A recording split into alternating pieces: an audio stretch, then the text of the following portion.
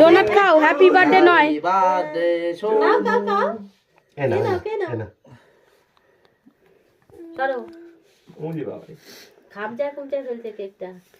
এ donut এই যে বাবা তাকাও, এই যে বাবা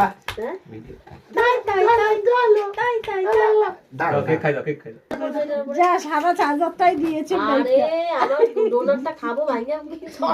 মামা অর্ধেক ঢুকাই দিছে মুখে।